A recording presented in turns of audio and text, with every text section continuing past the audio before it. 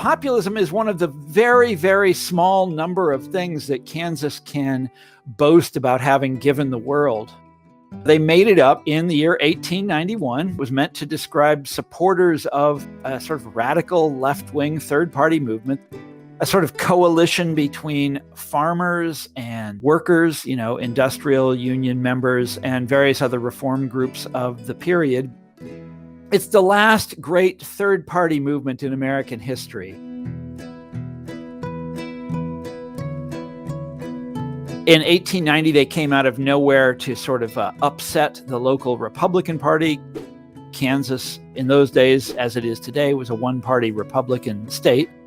They basically took the legislature away from the Republicans. It's a complete shock and a surprise. The next year, they had to come up with a name for supporters of their group. Populist is the word they came up with, which they derived from the Latin word populus, meaning people. Farmers had been having a very difficult time all through the 1880s. Prices for farm stuff, for what they produced, kept dropping and dropping. They discovered that they were in the grip of these monopolies, railroads in particular. And then, of course, you had the problem of currency deflation. The U.S. was on the gold standard at the time, and what that meant is that the money got more and more valuable every year as the population of the country increased, the opposite of inflation. This is really bad if you are somebody who borrows money as a part of your livelihood, which farmers did. Because you borrow money, you have to pay it back a couple years later, and it's worth a lot more. So these people their lives were getting worse and worse and worse all the time. This is an enormous part of the population of America. I mean, they're more than half of the population in the 1890s. They join up with a group called the Farmers Alliance, which is very similar to what today they call the Farmers Union. They start getting together, holding these meetings, trying to figure out what they can do about their situation. The Farmers Alliance publishes all of these pamphlets, all of these newspapers get started, and they decide to go into politics. And their politics are pretty radical. They're demanding currency reform. They're demanding that the government start various farm programs. They want economic policy of the United States to be made with the interests of ordinary people in mind, which is shocking at the time because economic policy of the United States is made, of course, with the interests of the very wealthy in mind. They wanted the government to nationalize railroads. They wanted to crack down on lobbying. They wanted votes for women. They wanted the secret ballot, various reforms like that. And then they wanted a whole bunch of political reforms to crack down on corruption. The 1890s, much like today, was a time of rampant political corruption, a time of towering inequality, which goes hand in hand with political corruption. The Populist Party at first looked like it was going places. In the 1890s, it was growing by leaps and bounds. The country went into a terrible depression. There were huge strikes, like the Pullman strike out of Chicago. Eugene Debs was the leader of it, who later became a populist. You had the first ever march on Washington, led by a populist from Ohio, a guy called Coxey. They called it Coxey's Army. It was a march of unemployed people on Washington, D.C. It looked like populism was the coming movement. It looked like they were very well positioned to take advantage of all of the discontent that was sort of abroad in the land. The president of the United States at the time was a Democrat. It was Grover Cleveland. At the time, the Democrats were not all that different from the Republicans. They fought about little issues here and there. The Democratic Party meets in their convention in Chicago and basically throws Cleveland overboard and then turns against the gold standard, to the shock and incredulity of the elite classes of the entire country. And then, the shock of shocks, they nominate this guy, William Jennings Bryan, 36 years old, one-term congressman from Nebraska, on the basis of a speech that he's just given denouncing the gold standard. This is the famous Cross of Gold speech. We will answer the demand for a gold standard by saying to them, you shall not press down upon the brow of labor this crown of thorns. You shall not crucify mankind upon a cross of gold. The Populist Party then meets in their convention a few weeks later, and they say, well, a lot of them know Bryan personally because he's from Nebraska.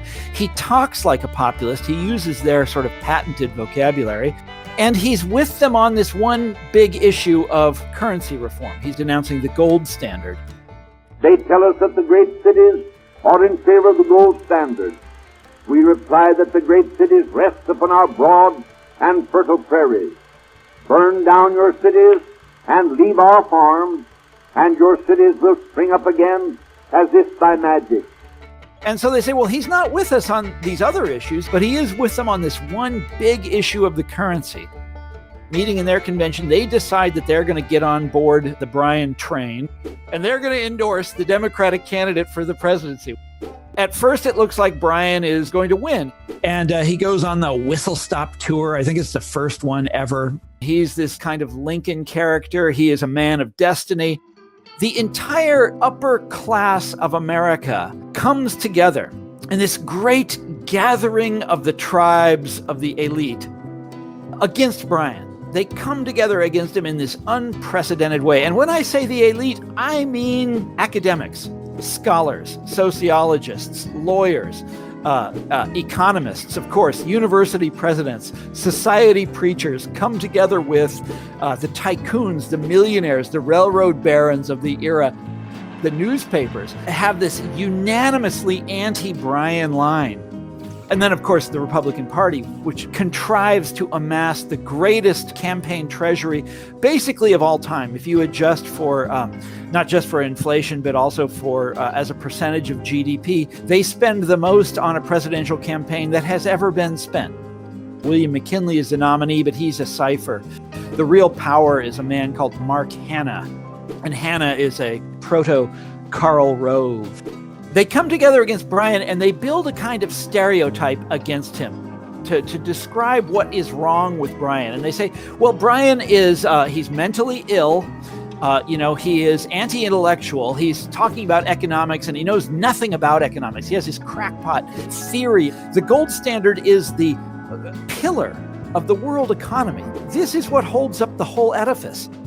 And he's an anti-intellectual because he doesn't understand that. He doesn't understand modernization. He doesn't understand globalization. And these farmers who support him are these kind of complete rabble. These are a lower breed of humanity. These farmers out in Kansas, these farmers who are so enthusiastic about the Bryan campaign.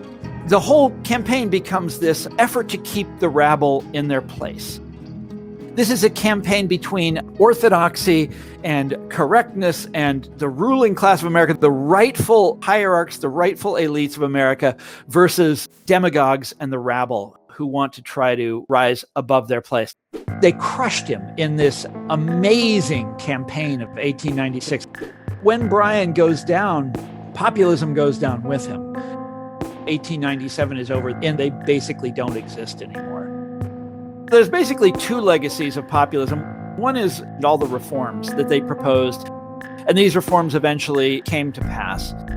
We did eventually get off the gold standard. We regulated the banks. We regulated the railroads. Women got the right to vote.